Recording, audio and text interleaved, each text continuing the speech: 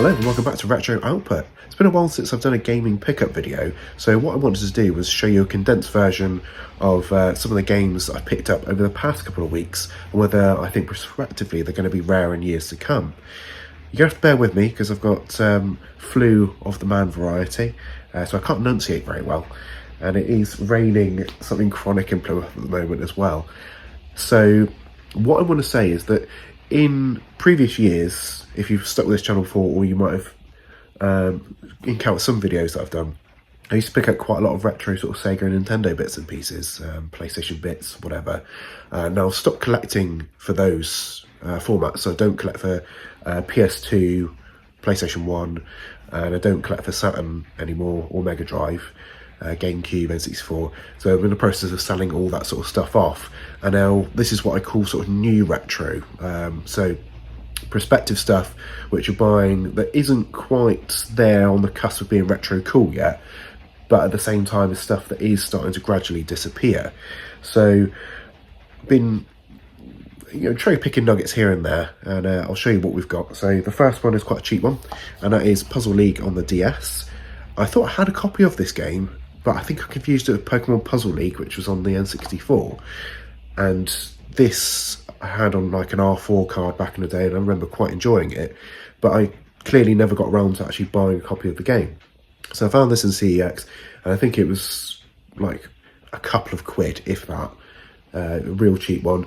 It's really good condition. It's published by Nintendo, so it has a VIP code in there.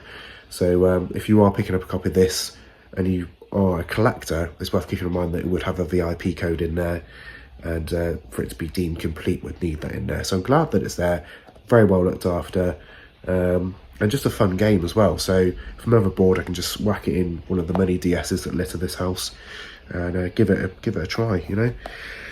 The next one is on a similar theme. Now you might have watched some videos where I've been going after a full Nintendo 3DS set, and I did stop for a little while, stop buying 3DS games because some of them were getting ridiculously expensive.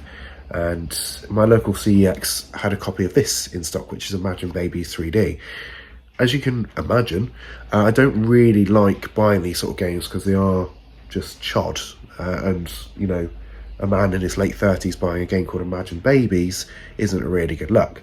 However, it was £4, it was in CEX, it's one to chop off the list, and I'm close to about 400 games on my 3DS now, so I'm homing in on the whole set. It is a lot of chod like this that I need to be picking up. But on eBay, this is ridiculously expensive, these sort of games. They're like upwards of 15 quid.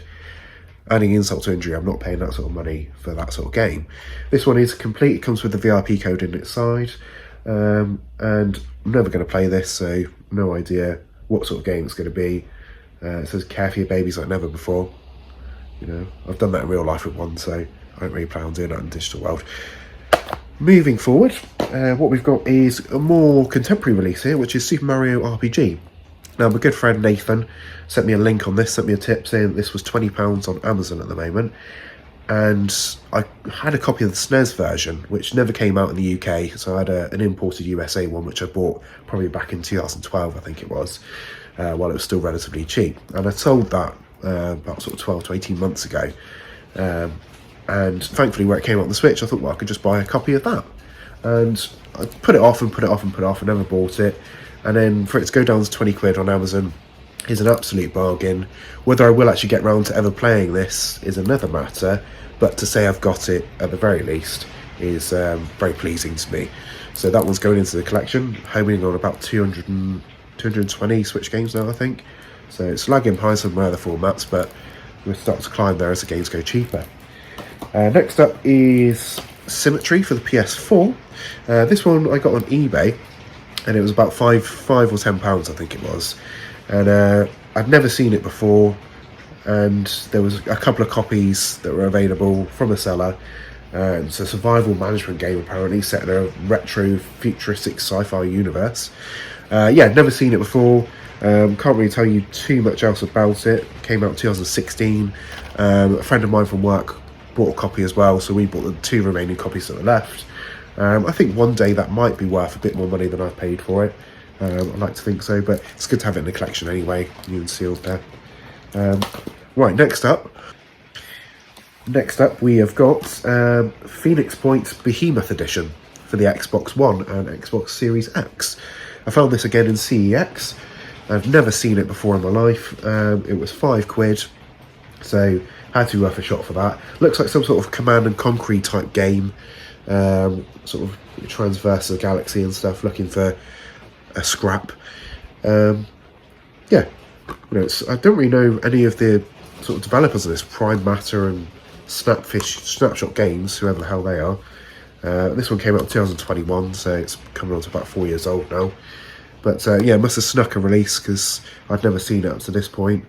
Say it's got bonus content for DLCs, weapon pack and more, but that might very well have been a digital code which isn't present in the box. But yeah, I might give this a try, see what it's like. For a £5 you can't really lose, can you? And the last one on the list is probably the most interesting debatably, and that's on the PlayStation 3. That's Journey Deluxe Edition. Now this is a compilation of 3 games which were made by That Game Company. So you've got Flow, Journey and Flower on there, which these were PSN games originally, and it got released on a disc in 2013, so quite late in the PS3's life. And honestly, there's very, very few copies of this that sold, naturally because the PS4 was on its way out. Yeah, not many people were bothering with PS3 games by that point, especially sort of not niche, artistic type games like this. There wasn't really an appetite for them as much as there is in today's world. So yeah, perspective, I think that's going to be quite a rarity. I got it in CEX. It was £20, but I did trade in a game for £16, so I only had to pay £4 on top for this. So I have a strong feeling that in years to come, this is probably going to be worth double, if not more, as people aim to get like some of the more unusual games on the PS3, which is currently on the up. So yeah, we'll watch this space, and in years to come, if you stumble on this video and this game is now worth a lot more, then told you so. So that's it. That's all the games I've got for today, and I'll check back in once I get some more games, and I hope you've enjoyed what I picked up. I'll catch you next time. Bye.